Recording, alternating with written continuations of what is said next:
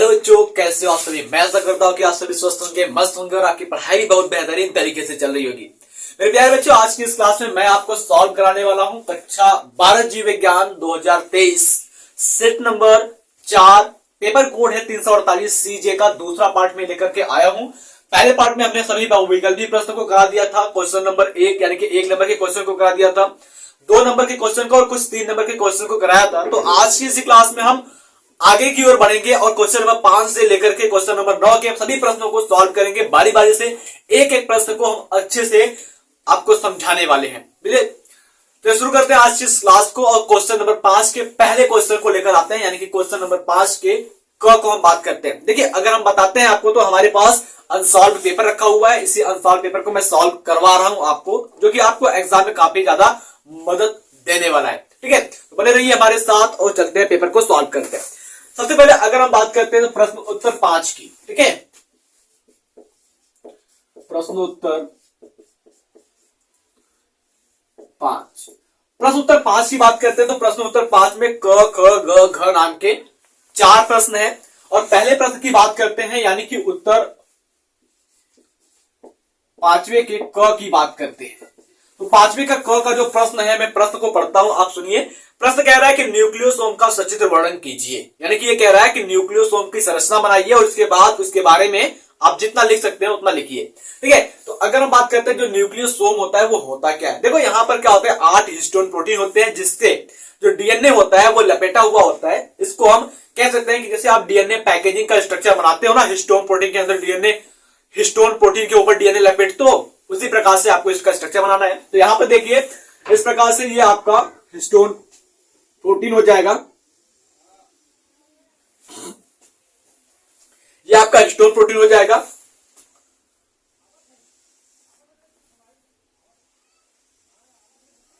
और इसी के ऊपर क्या होगा, आपका डीएनए जो होगा वो लपेटा हुआ होगा इस तरीके से।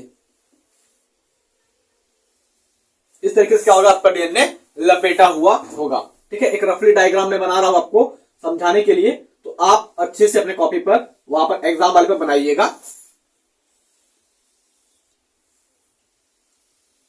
ठीक है, इस प्रकार से क्या होगा, आपका हिस्टोन प्रोटीन इस पर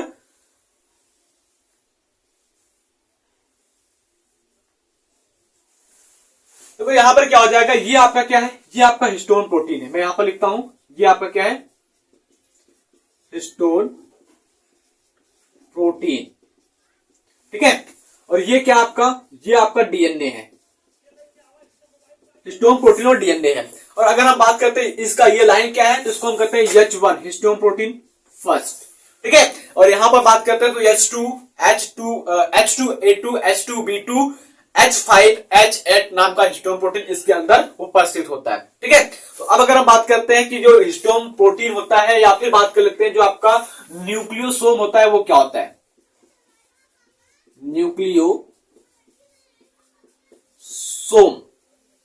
न्यूक्लियोसोम है क्या, तो न्यूक्लियोसोम क्या है, फंडामेंटल यूनिट ऑफ क्रोमैटिन है। ये क्रोमैटिन का क्या है, संरचनात्मक इकाई है, फंडामेंटल यूनिट है। ठीक है, आगे बात करते हैं कि जो हिस्टोन, देखो ये आपका न्यूक्लियोसोम जो होता है वो होता क्या है, हिस्टोन अष्टक कोर कण बनाते हैं। यानी कि जो आप कहते हैं जो न्यूक्लियोसोम होते हैं क्या करते हैं, ये हिस्टोन अष्टक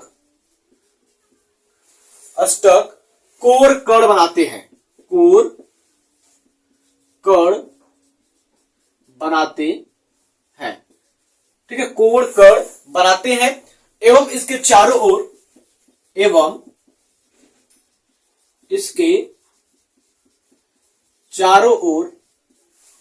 डीएनए, इसके चारों ओर डीएनए के 146 न्यूक्लियोटाइड्स, 146 न्यूक्लियोटाइड्स 2 घेरे बनाते हैं, 2 घेरे बनाते हैं। समझ में आया। तो ये हो गया आपके न्यूक्लियोसोम के बारे में। अगर हम बात करते हैं जो इस जो आपका ये जो संरचना है ये आपका न्यूक्लियोसोम की संरचना कहलाता है। यानी कि बात करते हैं कि जो न्यूक्लियोसोम होता है उसके अंदर 8 कोर हिस्टोन कण होते हैं, जिसके बाहर क्या होते हैं, ये डीएनए के 2 घेरे बने होते हैं और इस डीएनए के 2 घेरे में 146 न्यूक्लियोटाइड होते हैं और इस पूरी संरचना को मिलाकर कह दिया जाए तो ये पूरी संरचना न्यूक्लियोसोम कहलाती है। एक न्यूक्लियोसोम में 200 नाइट्रोजन बेस नाइट्रोजन क्षार के जोड़े के डीएनए पाए जाते हैं। ठीक है, तो अगर हम बात करते हैं अगले प्रश्न की, तो अगला प्रश्न क्या है, 5वां प्रश्न की बात करते हैं। 5वें प्रश्न में प्रश्न नंबर ख की बात करें तो ये कह रहा है फाइलेरियासिस क्या है, इस रोग के कारण एवं लक्षण का वर्णन कीजिए। ठीक है, तो आप फटाक से इसको नोट करना चाहते हैं, आप समझ चुके हैं, तो आगे मैं बताता हूं आपको।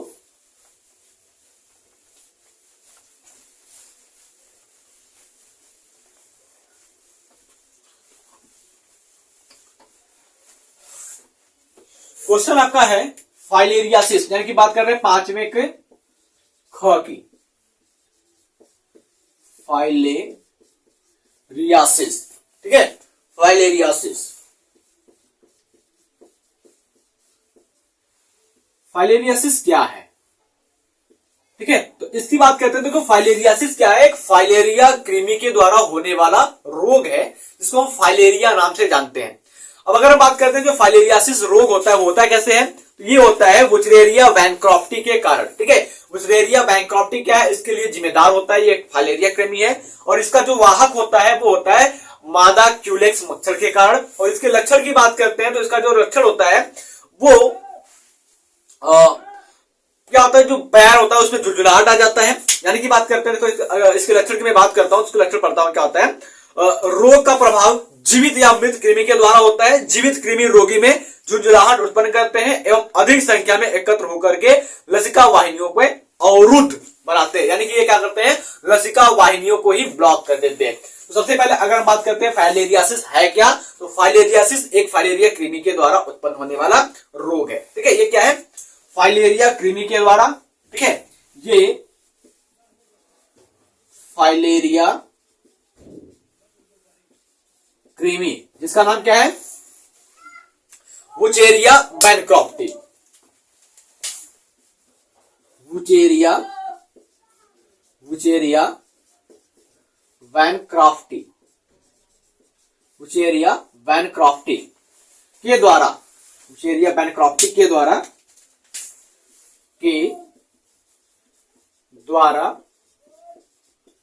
उत्पन्न होने वाला रोग है,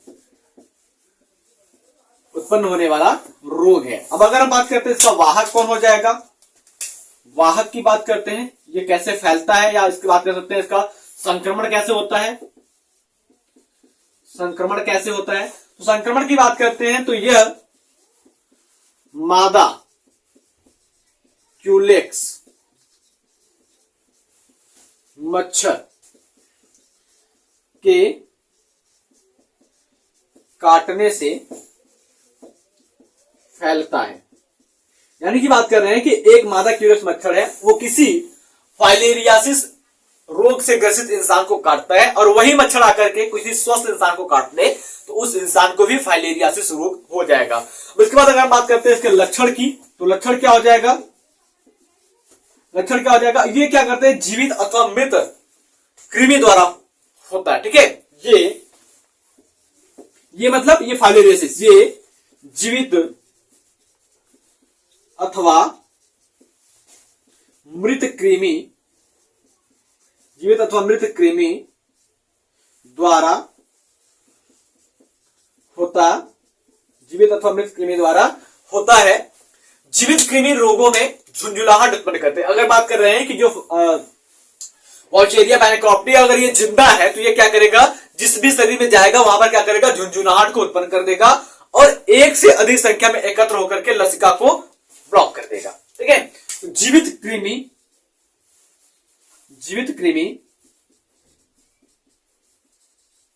कृमि झुंझुनाहट, क्या लिखा हुआ है, झुंझुलाहट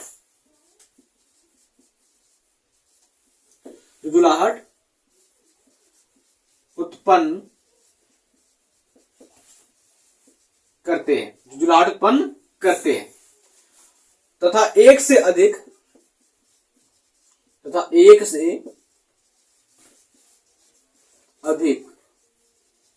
की संख्या में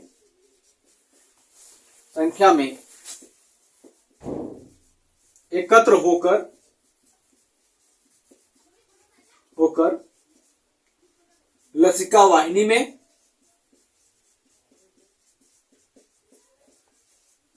अवरुद्ध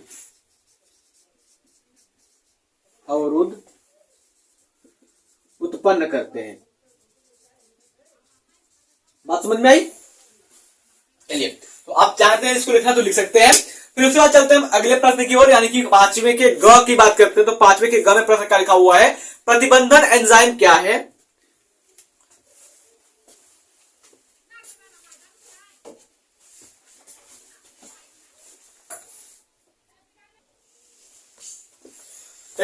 अब अगर बात करते हैं प्रश्न उत्तर 5 के ग की, ये कह रहा है कि प्रतिबंधन एंजाइम क्या होते हैं?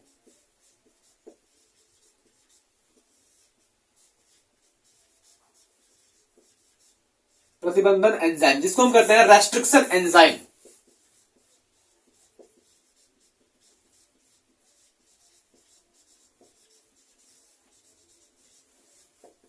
रेस्ट्रिक्शन एंजाइम की बात कर रहे हैं कि रेस्ट्रिक्शन एंजाइम क्या होते हैं और उसके आगे क्या करना है आपको इसका, हाँ, ये कितने प्रकार के होते हैं चर्चा कीजिए। यानी कि रेस्ट्रिक्शन एंजाइम क्या होता है और ये कितने प्रकार के होते हैं इसको बताना है आपको। तो सिंपल सी बात है कि रेस्ट्रिक्शन एंजाइम यानी कि प्रतिबंधन एंजाइम जो होते हैं वो कितने प्रकार क्या होते हैं। ठीक है, अगर हम बात करते हैं प्रतिबंधन एंजाइम जो होता है वो क्या होता है, लिखेंगे हम यहां पर वे एंजाइम जो डीएनए खंड को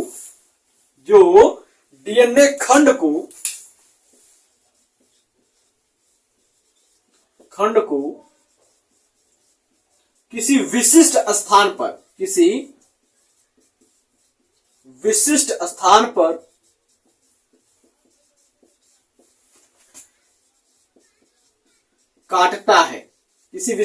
पर काटता है, प्रतिबंधन एंजाइम कहलाता है।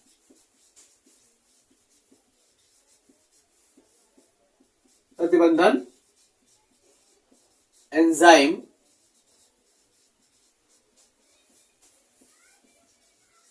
कहलाता है। ये परिभाषा हो गया। अब अगर हम बात करते हैं प्रतिबंधन एंजाइम में, तो आपने पढ़ा होगा एंडोन्यूक्लियस के बारे में। ठीक है, क्या पढ़ा होगा आपने? उदाहरण की बात करते हैं,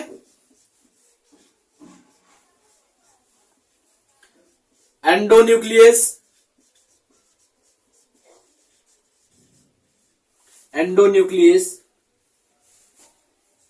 रेस्ट्रिक्शन एंजाइम हो गया।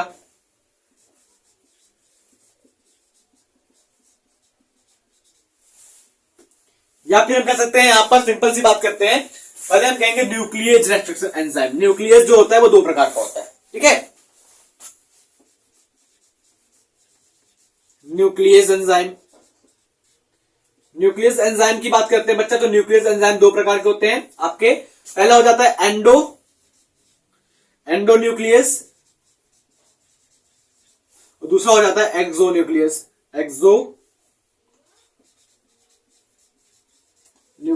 देखो, अगर हम बात करते हैं एंडोन्यूक्लियस की, तो ये डीएनए के भीतरी खंड को काटता है, जबकि जो आपका एक्सोन्यूक्लियस होता है वो डीएनए के बाहर के खंडों को काटता है।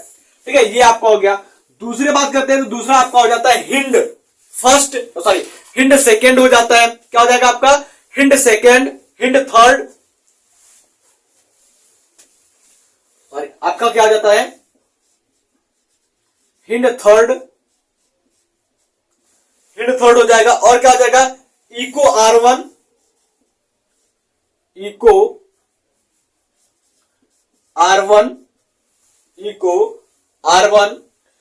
बाम H1,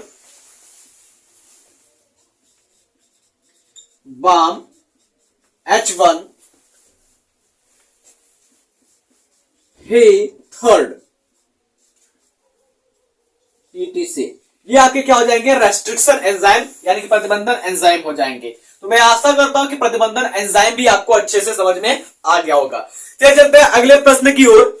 यानी कि हम बात करते हैं क्वेश्चन नंबर 5 के प्रश्न नंबर घ की बात करते हैं। प्रश्न नंबर घ कह रहा है, तो प्रश्न नंबर घ में ये कह रहा है कि बायोरिएक्टर का सचित्र वर्णन कीजिए। यानी कि आपको क्या करना है, बायोरिएक्टर के बारे में बताना है कि बायोरिएक्टर क्या होता है। ठीक है, तो अगर हम बात करते हैं जो बायोरिएक्टर होता है वो क्या होता है, देखिए तो बायोरिएक्टर में क्या होता है, देखो बायोरिएक्टर एक टेक्निक होता है, एक विधि होता है।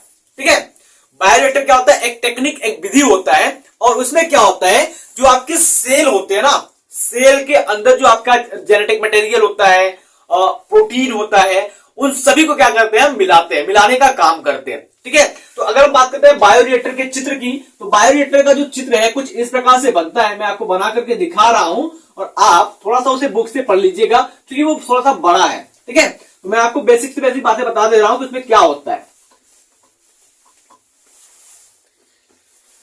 बायोरिएक्टर की बात करते हैं तो एक वो क्या होता है, टैंक के जैसी उसकी संरचना होती है। ठीक है, एक टैंक के जैसी उसकी संरचना होती है इस प्रकार से। यहां पर पंखे लगे होते हैं,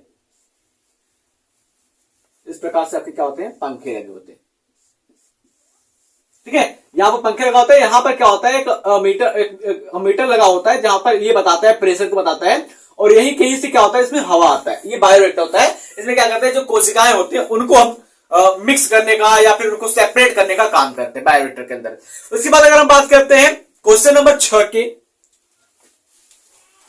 क्वेश्चन नंबर 6 यानी कि प्रश्न उत्तर 6 की बात करते हैं। प्रश्न उत्तर 6 में क्या है, 6।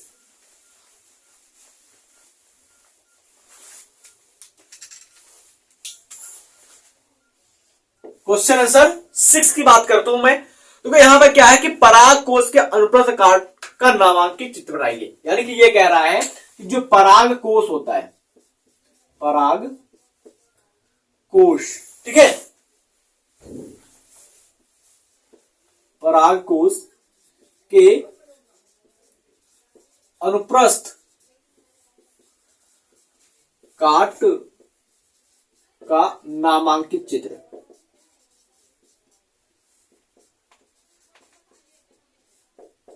देखो पराग कोश के अनुप्रस्थ काट का नामांकित चित्र बनाना है। यानी कि बात कर रहे हैं हम आपका, ये आपका पराग कोश जो होता है वो कुछ इस प्रकार से होता है, जिसको आप एंथर कहते हैं इंग्लिश में। और ये पुष्पीय पादप में क्या होता है, नर लैंगिक अंग होता है। पुष्पीय पादप में क्या होता है, ये नर लैंगिक अंग होता है। इस प्रकार से ये पराग कोश होता है। ठीक है, इस प्रकार से ये पराग कोश होता है। जब इसका हम अनुप्रस्थ काट ऐसे काटेंगे, ठीक है, अनुप्रस्थ काट अगर इसको हम बीच से ऐसे काटते हैं तो ये आपको कुछ इस प्रकार से दिखाई देगा।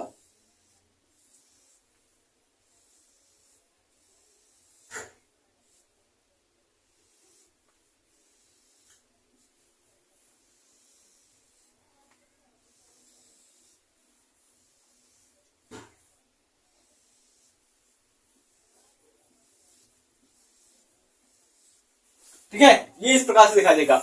अब इसका हम बात करते हैं तो ये क्या हो जाएगा, ये होगा प्रकोष्ठ। ठीक है, और ये क्या हो जाएगा, परागपाली। पराग पाली, ये तो क्या है, ये आपका जो है, ये पराग कोश का अनुप्रस्थ काट तो हमने काट दिया, लेकिन ये जो अनुप्रस्थ काट है ये आपका परिपक्व अनुप्रस्थ काट नहीं है। अब जब ये पक जाता है, यानी कि ये मेच्योर हो जाता है, परिपक्व हो जाता है, परिपक्व हो जाता है तो कुछ इस प्रकार से। यानी कि अगर हम बात करते हैं यहां पर जो पराग पालियां है, ये प्रकोष्ठ जो है वो फट जाते हैं, फटने के बाद एक प्रकोष्ठ बन जाता है। तो कुछ इस प्रकार से संरचना आपको बनती हुई दिखाई देगी।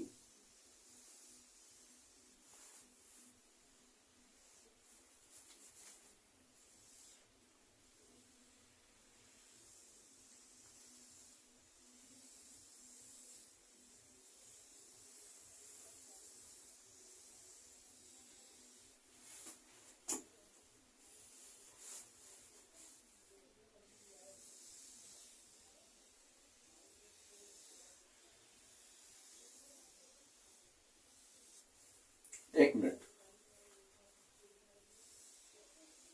इस प्रकार से एक मिनट थोड़ा सा चेक करने दीजिए कि जो जो बना रहा हूं उसका पूरा पूरा फिगर आ रहा है कि नहीं आ रहा है। चलिए एक मिनट थोड़ा सा रुक जाइए। हाँ चलिए, ठीक है। तो इस प्रकार से ये परिपक्व होने के बाद दिखता है और यहां पर क्या हो जाएंगे, आपके पराग कोष हो जाएंगे, पराग कण हो जाएगा ये। और यहां पर क्या हो जाएगा, एक सिंगल लाइन और बनती है जिसको हम कहते हैं एक्टोडर्म।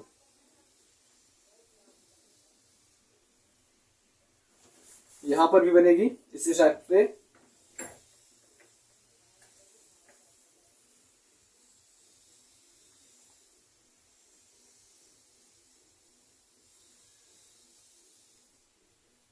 ठीक है, और इस प्रकार से इसमें लाइनिंग होती है।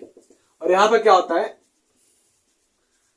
इस प्रकार से होता है। तो ये आपके परिपक्व पराग कोष का अनुप्रस्थ काट है। ठीक है, इस प्रकार से आप अगर डायग्राम बनाते हैं तो आपको क्या हो जाएगा, पूरा का पूरा नंबर एग्जामिनर खुश होकर के देगा। ठीक है, तो आप चाहते हैं इसको बनाना तो बना लीजिए। और अगर हम बात करते हैं तो इस टॉपिक का जो वीडियो है मैं आपको नीचे डिस्क्रिप्शन बॉक्स में देने वाला हूं, आप वहां से देख सकते हैं। चलिए बात करते हैं अगले क्वेश्चन की।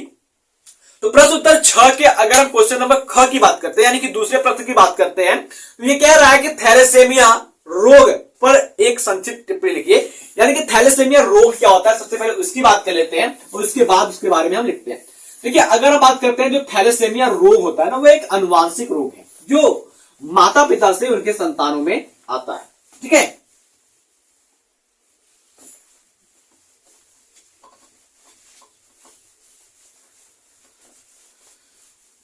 चलिए अगर हम बात करते हैं थैलेसेमिया रोग के बारे में, थैलेसेमिया रोग क्या है।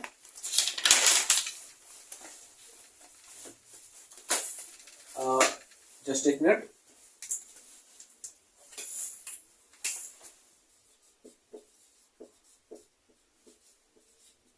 प्रश्न उत्तर 6 कौन सा क्वेश्चन है, पहले देखता हूं मैं। ख,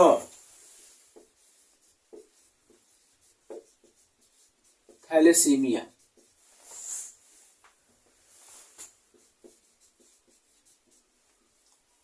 थैलेसीमिया क्या है, लिखेंगे हम क्या है, यह एक अनुवांशिक रोग है। यह एक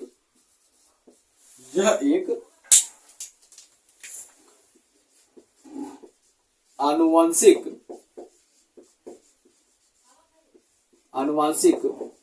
रोग है जो माता पिता से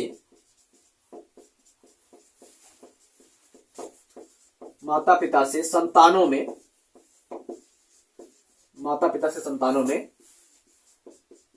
आता है। माता पिता से क्या होता है, संतानों में आता है। और अगर हम बात करते हैं इस आनुवांशिक रोग में क्या होता है, रक्त रोग होता है। ठीक है, अगर हम कह लें दूसरा पॉइंट पे क्या कहेंगे, तो यह आनुवांशिक रोग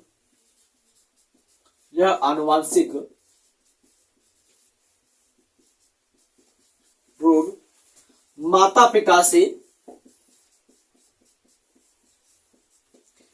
पिता से बच्चों में मिलने वाला रक्त रोग है।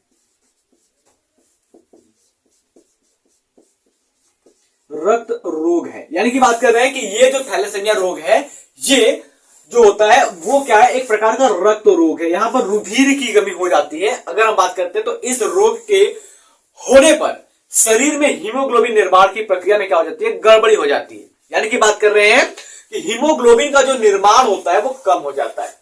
तो अगला पॉइंट क्या लिखेंगे इसमें, इस रोग के कारण हीमोग्लोबिन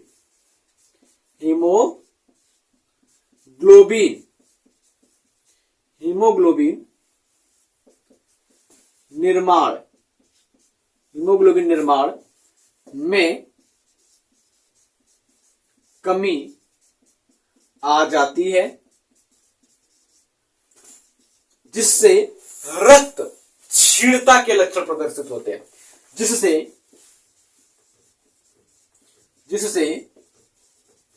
रक्त क्षीणता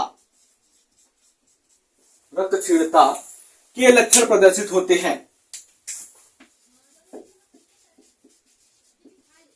लक्षण प्रदर्शित होते हैं। अब इस रोग में अगर हम बात करते हैं सबसे बड़ी विशेषता क्या होती है, इस रोग की क्या सबसे बड़ी खास बात होती है इसमें, तो अगर हमको पता है कि जो आरबीसी होता है, आरबीसी का जीवन काल कितना होता है, आरबीसी का जीवन काल 120 दिन होता है। ठीक है, सामान्य इंसान के अंदर जो आरबीसी का जीवन काल होता है कितना होता है, 120 दिन होता है। लेकिन 120 दिन होता है, लेकिन की बात करते हैं, इस रोग से ग्रसित रोगी में आरबीसी का जीवन काल, आरबीसी का जीवन काल केवल 20 दिन का हो जाता है, केवल 20 दिन का हो जाता है, हो जाता है। बात समझ में बेटा, यानी कि हम कह रहे हैं कि जो आपका थैलेसीमिया रोग होता है उसमें आरबीसी का जीवन काल जो होता है, लाइफ स्पैन जो होता है, वो 120 डेज से घट करके सीधे 20 डेज तक आ जाता है। ये भाई ये जो रोग होता है ना, ये बहुत ही घातक रोग होता है। किसी भी बच्चे के अंदर ये रुधिर की कमी कर देता है, जिस वजह से बाहर से रुधिर चढ़वाना पड़ता है हमेशा। ठीक है, क्यों? क्योंकि रुधिर का निर्माण शरीर के अंदर नहीं हो पाता है। फिर फटाक से आप इसको नोट कर लीजिए। फिर चलते हैं अगले क्वेश्चन की ओर। क्वेश्चन नंबर ग की बात कर रहा है, तो क्वेश्चन नंबर ग कह रहा है कि किण्वित पेय पदार्थ क्या है। ठीक है, इसका उदाहरण सहित वर्णन कीजिए। किण्वित पेय पदार्थ, किण्वन का मतलब क्या होता है भाई? किण्वन का मतलब होता है फर्मेंटेशन। इसका मतलब क्या होता है? किसी भी चीज को सड़ा देना। सड़ाने के बाद जो पदार्थ बनता है, इसका जल के रूप में या फिर तरल के रूप में, उसको हम कहते हैं किण्वित पेय पदार्थ। और यहां पर जो आपका ईस्ट काम करता है वो क्या है? Saccharomyces cerevisiae. ठीक है, सैक्रोमाइसिस सेरेविसी नाम का जो ईस्ट होता है यहां पर काम करता है। वो किसी भी पदार्थ को क्या करता है? सड़ाने का काम करता है, फर्मेंटेशन का काम करता है, जिससे क्या होता है? एल्कोहल का निर्माण होता है। ठीक है, जो उत्पाद होता है वो क्या होता है? एल्कोहल होता है, विस्की होता है, बियर होता है, रम होता है, ब्रांडी होता है, यानी कि जितने भी वाइन होते हैं उस प्रकार के वाइन का निर्माण यहां पर होता है।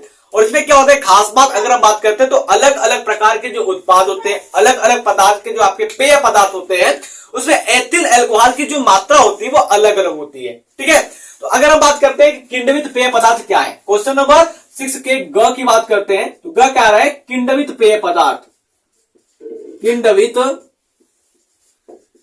पेय पदार्थ। ठीक है, फर्मेंटेड ड्रिंकिंग मटेरियल। ठीक है, जस्ट एक मिनट, चलो अगर हम बात करते हैं। देखिए, अगर हम बात करते हैं किण्वित पेय पदार्थ क्या होते हैं, एक किण्वित फल पेय। ठीक है, अगर बात करते हैं एक किण्वित पेय पदार्थ फलों के रस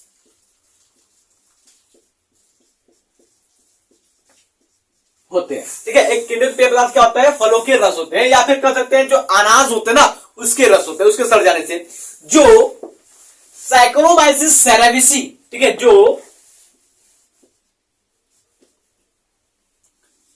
सैकेरोमाइसिस, ठीक है, cerevisiae, saccharomyces cerevisiae, saccharomyces cerevisiae, जैसे खमीर द्वारा,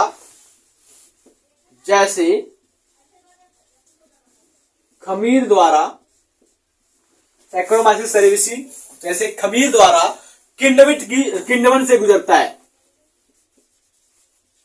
किण्वन से गुजरता है। बात समझ में आया? यानी कि जो सैक्रोमाइसिस सेरेविसी नाम का एक खमीर होता है, इसके द्वारा क्या होता है? किण्वन होता है। किसमें? जो फल होते हैं उसमें किण्वन होता है, और जिस वजह से किण्वित पेय पदार्थ का निर्माण होता है। आगे बात करते हैं, जो उत्पाद होते हैं ना, उत्पाद मतलब क्या होता है? जो प्रोडक्ट होता है किण्वन के बाद, उसमें क्या होता है कि कि उत्पाद में क्या होता है ना, अलग अलग उत्पाद में एथिल अल्कोहल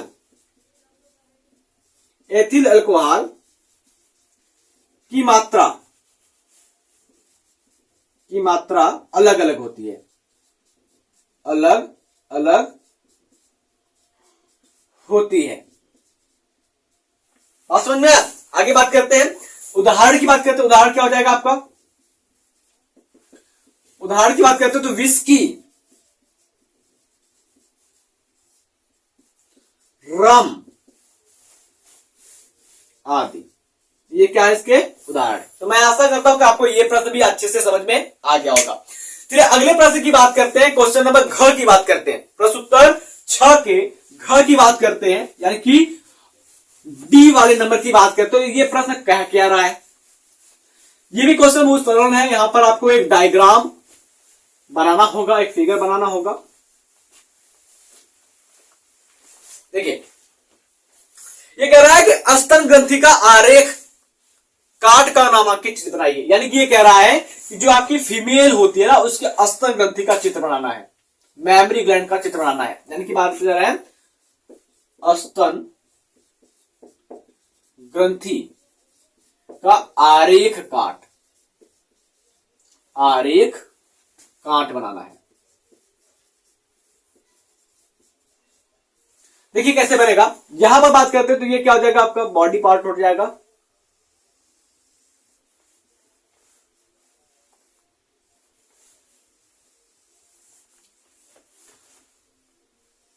इस प्रकार से आपकी स्तन ग्रंथियां बनती हैं फीमेल में। थोड़ा सा एक बार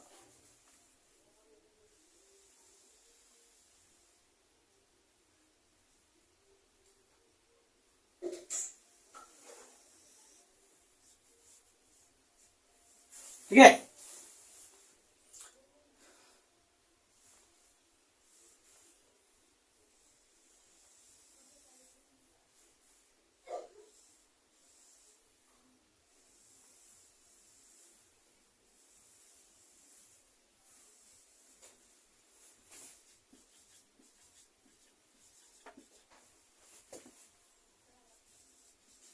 इस प्रकार से पूरा स्तन ग्रंथि जो होता है फीमेल का वो बनता है। एक रफली डायग्राम में बना रहा हूं उसका।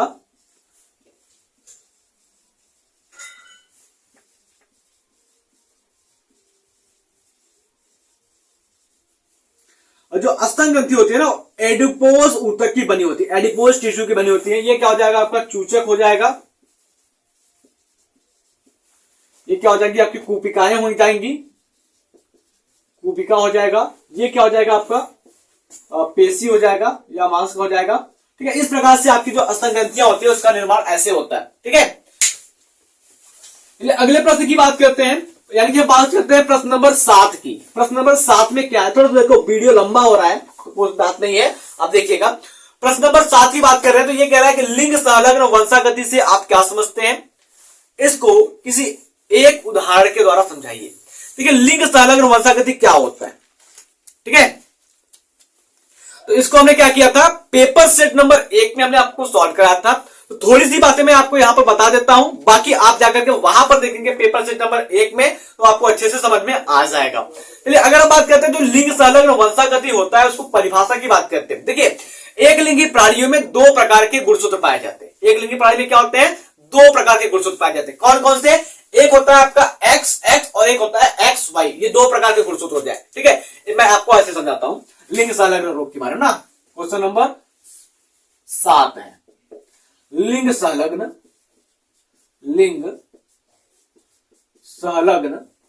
वंशागति। क्या लिख रहा हूं मैं, लिंग संलग्न वंशागति की बात करता हूं। तो एक लिंगी प्राणी जितने भी होते हैं,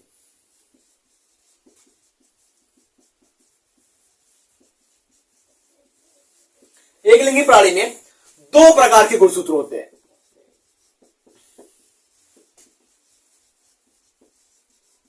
पहला जो गुणसूत्र होता है क्या होता है, वो X होता है, दूसरा क्या होता है, Y होता है। ये 2 प्रकार के गुणसूत्र होते हैं। ठीक है, X होता है एक बार फिर समझिए।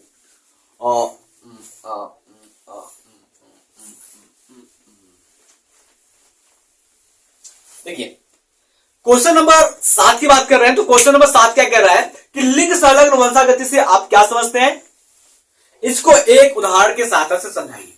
तो लिंग संलग्न वंशागति क्या होता है? सबसे पहले अगर इसको उत्तर की बात करते हैं, देखो यहां पर तो मैं आपको बेसिक से बता रहा हूं, आपको अच्छे से समझ में आ जाएगा। तो जो एक लिंगी प्राणी होते हैं ना, एक लिंगी प्राणी, एक लिंगी प्राणी में कौन आता है, हम लोग आ जाएंगे। में दो प्रकार के गुणसूत्र पाए जाते हैं। दो प्रकार के गुणसूत्र क्या होते हैं, पाए जाते हैं। नंबर 1 पर बात करते हैं, तो पहला हो जाएगा आपका समजात गुणसूत्र। समजात गुणसूत्र जिसको हम कहते हैं दैहिक गुणसूत्र। दैहिक गुणसूत्र, ठीक है, जिसकी संख्या कितनी होती है, ये होती है 22 जोड़ी। नर और मादा दोनों में 22 जोड़ी होती है, यानी कि बात करते हैं 44। दूसरा जो होता है आपका वो होता है लिंग गुणसूत्र। लिंग गुणसूत्र जिसको हम क्या कहते हैं, विषम गुणसूत्र या विषम जात गुणसूत्र। विषम जात गुणसूत्र जिसकी संख्या क्या होती है, मात्र एक जोड़ी। एक जोड़ी अर्थात 23वां जोड़ी, ठीक है। 23वां जोड़ी गुणसूत्र जो होता है वो आपका क्या होता है, लिंग गुणसूत्र होता है। अब अगर हम बात करते हैं जो लैंगिक गुणसूत्र पर क्या होते हैं, लैंगिक गुणसूत्र पर क्या होते हैं, यहां पर देखो समजात गुणसूत्र या जिसको हम दैहिक गुणसूत्र कहते हैं, तो इस पर क्या होते हैं, वो किसी भी जीव के लक्षण को प्रदर्शित करने के लिए सक्षम होते हैं, चाहे वह नर हो चाहे वह मादा हो। लेकिन अगर हम बात करते हैं जो आपके लिंग गुणसूत्र होते हैं, ये केवल और केवल ये उन लक्षणों को बताते हैं कि आने वाली संतति जो है वो नर है कि मादा है। तो अगर हम बात करते हैं जो आपके लिंग संलग्न वंशागति होती है ना, वो क्या होती है, आपके लैंगिक गुणसूत्र के ऊपर उपस्थित होती है। किसके ऊपर, सॉरी,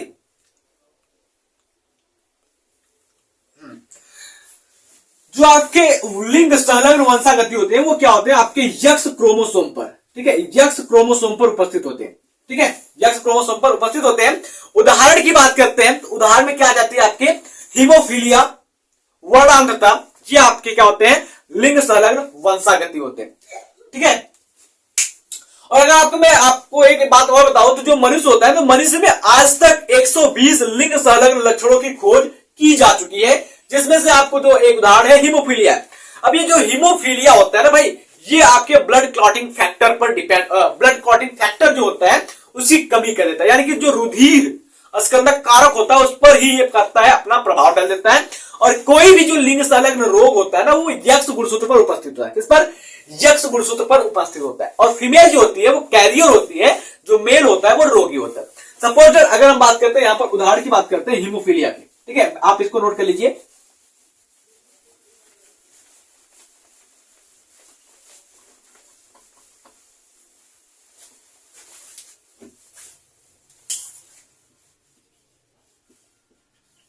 हीमोफीलिया, देखिए अगर हम बात करते हैं हीमोफीलिया की, तो क्या है, हीमोफीलिया एक रक्त विकार है, यानी कि ये क्या होता है, एक रुधिर वाला रोग है जिसमें रक्त में एक महत्वपूर्ण रक्त स्कंदक कारक की कमी हो जाती है। यानी कि अगर हम बात करते हैं चोट लगने पर जो रुधिर का थक्का बनता है ना, जिस वजह से थक्का बनता है उसी की क्या होती है, कमी हो जाती है, जिससे क्या होता है, छोटा सा जो घाव होता है उससे जो रुधिर निकल रहा होता है वो लंबे समय तक बंद नहीं होता है, उसका थक्का नहीं जमता है। अब अगर हम बात करते हैं जितने भी लिंग संलग्न रोग होते हैं, जैसे हीमोफीलिया क्या है, एक प्रकार का लिंग संलग्न, वर्णांधता क्या है, तो एक प्रकार का लिंग संलग्न है। तो ये जो एक लिंग संलग्न रोग होता है ना, वो एक लिंग संलग्न अप्रभावी रोग है, जो एक नर शिशु में अप्रभावित वाहक महिला के द्वारा आता है, ठीक है। तो अगर हम बात करते हैं तो ये जो हीमोफीलिया रोग होता है वो क्या होता है, एक अप्रभावी महिला के साथ आता है। यानी कि अगर हम बात करते हैं तो ये रोग होता है वो मादा के यक्ष गुणसूत्र पर उपस्थित होता है, मादा नर। अगर बात करते हैं मादा में क्या होता है, गुणसूत्र एक्स वाई होता है, सॉरी एक्स होता है नर में, क्या बोल रहा मैं, मादा में क्या होता है एक्स होता है, नर में क्या होता है एक्स वाई होता है। ठीक है, तो अगर हम बात करते हैं जो कोई भी फीमेल होती है ना, फीमेल के अंदर जो रोग होता है वो यक्ष गुणसूत्र पर उपस्थित होता है, और फीमेल जो होती है वो वाहक होती है, ना कि रोगी होता है, और जो मेल होता है वो रोगी होता है। सपोर्टेड अगर हम बात करते हैं जो मादा का ये वाला यक्ष गुणसूत्र है, ये क्या है, हीमोफीलिया का वाहक है। जब इसका युग्मक निकलेगा तो क्या हो जाएगा, अगर हम युग्मक की बात करते हैं तो ये इस प्रकार से हो जाएगा, एक तो इसका क्या हो जाएगा, ये वाहक वाला हो जाएगा, और ये एक इसका नॉर्मल हो जाएगा। उसके बाद अगर हम बात करते हैं इस नर की, तो ये नर में क्या हो जाएगा, ये इस प्रकार से हो जाएगा। तो अब क्या करेंगे, जब इसका संकरण कराएंगे ना हम, क्रॉस होता है इसमें, तो क्या हो जाएगा आपका, पहली बात तो अगर बात करते हैं तो फिर से आपको मिल जाएगी एक वाहक मादा, वाहक पुत्री मिल जाएगी। ठीक है, उसके बाद अगर बात करते हैं दूसरी नंबर पर, तो आपको क्या हो जाएगा, एक रोगी पुरुष मिल जाएगा, रोगी पुत्र मिल जाएगा। क्यों, क्योंकि ये जो है एक्स गुणसूत्र पर उपस्थित है भाई, और रोगी के पास क्या है, केवल और केवल एक ही गुणसूत्र है, तो पुरुष क्या हो जाएगा, रोगी हो जाएगा। और उसके बाद क्या हो जाएगा, आपके सामान्य संतति मिल जाएंगे। ठीक है, अब अगर हम बात करते हैं तो 50% संतति में क्या हो जाएंगे, रोगी और वाहक हो जाएंगे, 50% संतति क्या हो जाएंगे, सामान्य हो जाएंगे। तो ये आपके क्वेश्चन नंबर 7वें का भी उत्तर हो गया। अब अगर हम बात करें तो इस 7वें में 8वां करके दिया हुआ है, हर्षे चेस के प्रयोगों का चित्र द्वारा समझाइए, इन्होंने अपने प्रयोग पर क्या निष्कर्ष निकाला। देखिए अगर हम बात करते हैं तो ओरली में आपको बता रहा हूं, हर्षे चेस ने क्या किया था, तो हर्षे चेस ने जो प्रयोग किया था वो डीएनए अनुवांशिक पदार्थ है इस बात की पुष्टि के लिए किया था, और उन्होंने जो प्रयोग किया उसको हम कहते हैं unequivocal proof of genetic material. यानी कि बात करते हैं हर्षे चेस ने जो प्रूफ कर दिया डीएनए अनुवांशिक पदार्थ है, उसके बाद किसी की इतनी हिम्मत नहीं हुई कि वो वापस से एक्सपेरिमेंट कर सके, या हर्षे चेस के एक्सपेरिमेंट को झुठला सके या नकार सके कि डीएनए अनुवांशिक पदार्थ नहीं है। अब अगर बात करते हैं जो हर्षे और चेस थे ना, उन्होंने किन किन चीजों को लेकर के एक्सपेरिमेंट किया था, तो हर्षे और चेस ने क्या किया था, बैक्टीरियोफेज को लिया था और इकोलाई बैक्टीरिया को लिया था, इन दोनों को लेकर के अपने प्रयोग को शुरू किया था। हर्षे चेस को ज्यादा कुछ नहीं पता था, उनको यह पता था कि जो बैक्टीरियोफेज का लाइफ साइकिल होता है वो कैसा होता है, कैसे कैसे चलता है। दूसरी बात अगर हम बात करते हैं तो हर्षे चेस को यह नहीं पता था कि जो बैक्टीरियोफेज होता है उसके अंदर जेनेटिक मटेरियल क्या होता है, अनुवांशिक पदार्थ क्या होता है, उसके बारे में उन्होंने नहीं पता। जब उन्होंने क्या किया, धीरे धीरे प्रयोग करना शुरू किया, तब जाकर के उनको पता चला कि बैक्टीरियोफेज के अंदर जो जेनेटिक मटेरियल होता है वो क्या होता है और कैसे एक पीढ़ी से दूसरी पीढ़ी में ट्रांसफर होता है। दूसरी बात अगर बात करते हैं जो हर्षे और चेस थे वो अपना एक्सपेरिमेंट कब किए थे, तो हर्षे और चेस ने अपना एक्सपेरिमेंट किया था सन 1952 ईस्वी में। जस्ट उसके एक साल के बाद 1953 ईस्वी में वाटसन और क्रिक ने क्या किया था, डीएनए मॉडल को प्रस्तुत किया था। अब अगर हम बात करते हैं तो देखो हर्षे चेस ने क्या किया था, दो आपके रेडियोधर्मी आइसोटॉप्स को लिया था उन्होंने। पहला लिया था P35, P32 लिया था, दूसरा लिया था S32। ठीक है, उन्होंने क्या किया, जब P32 वाला, एक मिनट मैं आपको बताता हूं क्या लिया था उन्होंने, थोड़ा सा कंफ्यूजन हो रहा है।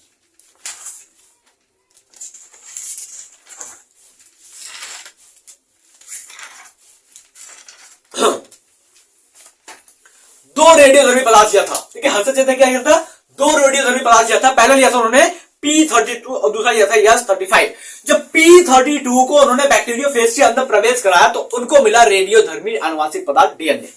जैसे उन्होंने S35 को बैक्टीरियोफेज के अंदर प्रवेश कराया तो उन्होंने मिला रेडियोधर्मी प्रोटीन खोल मिला। तो ज्यादा बातें मैं आपको नहीं बताऊंगा, यहां पर मैं हर्षे चेस के पूरे एक्सपेरिमेंट को जो मैंने आधे घंटे का क्लास बनाया है उस क्लास के लिंक को मैं इस डिस्क्रिप्शन बॉक्स में डाल दूंगा नीचे, तो आप जाकर के वहां पर एक एक पॉइंट को बारीकी से अच्छे से समझ सकते हैं। तो इसके बाद चलते हैं हम अगले क्वेश्चन की ओर। क्वेश्चन नंबर 8 की बात कर रहे हैं। क्वेश्चन नंबर 8 कह रहा है कि प्रतिरक्षा किसे कहते हैं, प्रतिरक्षा कितने प्रकार के होते हैं, विस्तार से समझाइए। तो इसके बारे में भी मैंने आपको अच्छे से समझा दिया है पिछले वाले सेट में। तो हालांकि अगर हम बात करते हैं वापस इसको लिखना चाहेंगे तो क्लास लंबी हो जाएगी, और पिछले सेट में हमने आपको समझा रखा है और हमने इस पर एक सेपरेट वीडियो भी बना रखा है, तो इस वीडियो का लिंक मैं आपको नीचे डिस्क्रिप्शन बॉक्स में दूंगा। लेकिन आपको क्या करूंगा, मैं यहां पर ओरली आपको मुंह से बता रहा हूं कि क्या क्या होता है प्रतिरक्षा तंत्र की बात करते हैं। देखिए अगर हम बात करते हैं जो हमारा शरीर होता है वो दिन प्रतिदिन क्या करता है, ढेर सारे सूक्ष्म जीवों के संपर्क में आता है, ढेर सारे कवक,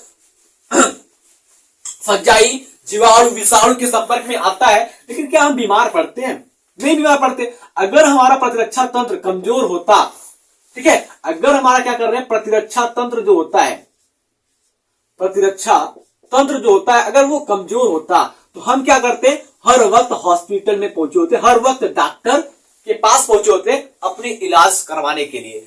तो अगर हम बात करें ये सूक्ष्म जीवों का प्रभाव है हमारे ऊपर क्यों नहीं पड़ रहा, क्योंकि हमारा जो प्रतिरक्षा तंत्र है ना वो बहुत ही ज्यादा स्ट्रांग है, हमारी जो इम्यून सिस्टम है वो बहुत ही ज्यादा स्ट्रांग है। तो अगर हम बात करें प्रतिरक्षा तंत्र का परिभाषा क्या करें, तो अगर हम बात करते हैं तो ये क्या हो जाएगा, प्रतिदिन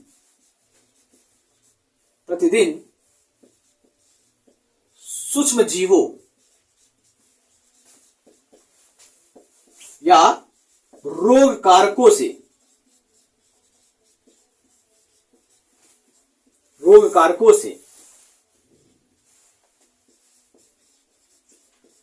लड़ने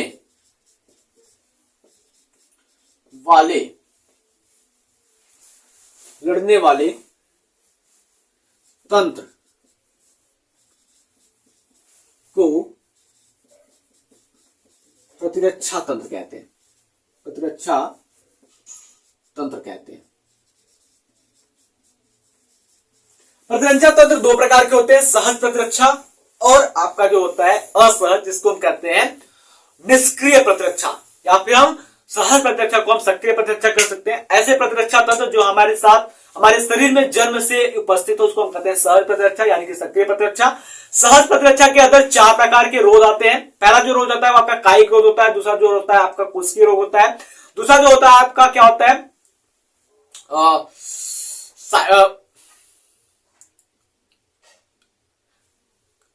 शारीरिक रोग होता है, तीसरा जो होता है आपका, एक मिनट आपको फिर बता रहा हूं मैं, पहला जो रोग होता है आपका कोशिकीय शारीरिक रोग होता है, दूसरा जो होता है आपका कायिक रोग होता है, तीसरा कोशिकीय रोग होता है और चौथा जो होता है आपका साइटोकाइन रोग होता है। ये 4 प्रकार के रोग पाए जाते हैं। सहज प्रतिरक्षा 2 प्रकार की होती है, प्राकृतिक प्रतिरक्षा और कृत्रिम प्रतिरक्षा। प्राकृतिक प्रतिरक्षा क्या होती है भाई, हमारे शरीर में जन्म से ही उपस्थित होती है, और जो आपकी सहज प्रतिरक्षा की बात करते हैं तो पूरी ये जन्म से उपस्थित होती है। ठीक है, यहां पर क्या हो जाते हैं बहुत सारे प्रकार के, जैसे अगर हम बात करते हैं किसी इंसान को एक बार चेचक हो गया, ठीक है, एक बार चेचक हो गया तो उसको लाइफ टाइम ऐसा माना जाता है कि दोबारा चेचक नहीं होता, लेकिन ऐसा नहीं होता, उसको चेचक होता है। चेचक होने वाले वायरस जो होते हैं वो शरीर में प्रवेश करते हैं, लेकिन हमारी जो प्रतिरक्षा होती है वो उनको याद रखती है और उनको मारने की कोशिश करते हैं और उनको मार देती है।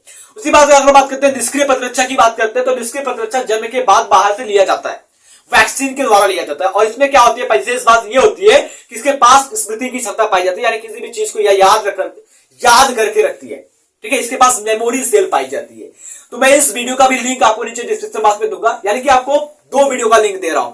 पहला क्या है, पहला आपका जो वीडियो का लिंक है वो ये है कि हर्शे-चेस का प्रयोग, दूसरा लिंक जो है आपका वो हो जाएगा प्रतिरक्षा तंत्र किसे कहता है, ये कितने प्रकार का होता है।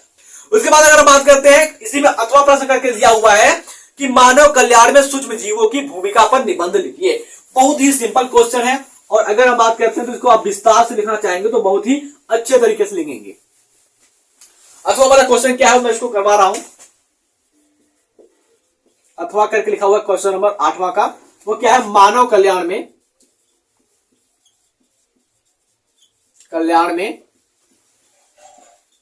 सूक्ष्म जीव की भूमिका, सूक्ष्म जीवों की भूमिका। देखिए अगर हम बात करते हैं मानव कल्याण में सूक्ष्म जीवों की भूमिका क्या होती है, तो हमारे देश में या पूरी दुनिया में बात करते हैं जो सूक्ष्म जीव होते हैं वो कई लाख करोड़ गैलन पानी को शुद्ध करते हैं, उन्हें पाए जाने वाले अशुद्धियों का ये भक्षण करते हैं। दूसरी बात अगर हम बात करते हैं जो सूक्ष्म जीव होते हैं इनसे पर्यावरण में जो जल प्रदूषण होता है उसको कम किया जा सकता है। ठीक है, तो मैं आशा करता हूं कि ये जो आपका सूक्ष्म जीव जो होते हैं इनके बारे में आपको समझ में आ गया होगा, तो आप बढ़ा चढ़ा करके अपने तरीके से लिख सकते हैं। अगले क्वेश्चन की बात करते हैं, क्वेश्चन नंबर 9 की बात करते हैं। तो क्वेश्चन नंबर 9 में क्या होता है, पहला जो आपका मेन क्वेश्चन है वो कह रहा है कि अनुकूलन किसे कहते हैं, पौधे एवं जंतुओं में पाए जाने वाले विभिन्न प्रकार के अनुकूलन पर चर्चा कीजिए। और ये प्रश्न जो है आपके आउट ऑफ सिलेबस है, यानी कि आपके सिलेबस से हटा दिया गया है, तो इसको मैं यहीं पर छोड़ूंगा। एक बार अगर अनुकूलन की बात करते हैं तो ये क्या होता है, वातावरण के हिसाब से खुद को ढाल लेना अनुकूलन कहलाता है, या अनुकूलन की क्षमता कहलाती है। ठीक उसी प्रकार से बहुत सारे जंतु जो होते हैं वातावरण के अपने हिसाब से ढाल लेते हैं, मतलब वातावरण के हिसाब से खुद को ढाल लेते हैं, उसमें अनुकूलन हो जाता है। बहुत सारे पौधे जो होते हैं वो वाष्पोत्सर्जन कम करने के लिए अपने पत्तियों को कांटे के रूप में रूपांतरित कर देती है, यानी कि अनुकूलित हो जाती है, जैसे नागफनी। ठीक है, तो अगर हम बात करते हैं इसमें क्वेश्चन नंबर 9 के अथवा की बात करते हैं, तो अथवा में क्या दिया गया है, जैव विविधता से आपका क्या तात्पर्य है, स्वस्थानीय तथा बाह्य स्थानीय संरक्षण की व्याख्या कीजिए। तो जैव विविधता के बारे में मैंने आपको बताया था, जीव में पाए जाने वाली विविधता को जैव विविधता के नाम से जाना जाता है। और स्वस्थानीय तथा बाह्य स्थानीय संरक्षण की बात करते हैं, तो स्वस्थानीय संरक्षण की बात करते हैं तो क्या होता है, पहले बात करते हैं संरक्षण क्या होता है। संरक्षण का मतलब क्या होता है भाई, संरक्षण की बात करते हैं, मैं आपको बताता हूं। ठीक है, ये क्या है आपका प्रश्नोत्तर 9 का है, प्रश्नोत्तर 9 की बात करते हैं, अथवा वाला का है। सबसे पहले अगर मैं आपको बताऊं कि संरक्षण क्या होता है, संरक्षण की बात करता हूं बच्चा, तो संरक्षण का मतलब होता है किसी भी चीज का देखभाल करना। तो आपको बात करते हैं संरक्षण जो होते हैं आपके दो प्रकार के, पहला है आपका स्वस्थानीय, स्वस्थानीय, दूसरा क्या है आपका बाह्य स्थानीय, बाह्य स्थानीय। स्वस्थानीय की बात करते हैं तो देखो स्वस्थानीय में क्या आ जाता है आपका, कोई जीव की जो प्रजाति है, किसी भी जीव की जो प्रजाति है वो खतरे में पड़ी हुई है, डेंजर है, ठीक है, इंडेंजर्ड कंडीशन में है, खतरे में पड़ी हुई है, उसकी सुरक्षा उसके आवास स्थान या उसके निवास स्थान पर उसको रख करके ही की जाए, ये आपकी स्वस्थानीय सुरक्षा कहलाती है। और उसके बाद बात करते हैं जो बाह्य स्थानीय सुरक्षा क्या आती है, बाह्य स्थानीय संरक्षण जो होती है वो क्या कहलाती है, किसी भी जीव जाति की जो संख्या है, या फिर बात करते हैं कोई भी जो जीव जाति है वो खतरे में पड़ी हुई है, और उसको बात करते हैं उसकी जो संख्या है, या फिर बात करते हैं उस प्रजाति की बात करते हैं वो गायब या विलुप्त होने के कगार पर आ गई है, तो उसको किसी दूसरे स्थान से लेकर आए और किसी एक सुरक्षित स्थान पर रख करके उसका संरक्षण किया जाए, तो उसको कहते हैं बाह्य स्थानीय संरक्षण। तो मैं आशा करता हूं कि पेपर नंबर 4 यानी कि बात करते हैं 2023 के set number 4 paper code 348 CJ आपको अच्छे से समझ में आ गया होगा। 2 पार्ट में मैंने वीडियो बनाया है, पहले पार्ट का लिंक विथ इसके पहले वाले क्लास का जो हमने वीडियो बनाया हुआ है पहले वाले सेट का, उन सभी का मैं प्ले लिस्ट के रूप में आपको नीचे डिस्क्रिप्शन बॉक्स में लिंक दूंगा, तो आप वहां से जाकर के एक एक पेपर को अच्छे से देख सकते हैं। मिलते हैं आपसे अगले क्लास में पेपर सेट 5वें के साथ, जिसका कोड होगा 348 CK। तब तक के लिए जय हिंद, जय भारत। बने रहिए हमारे साथ बायोलॉजी पढ़ने के लिए।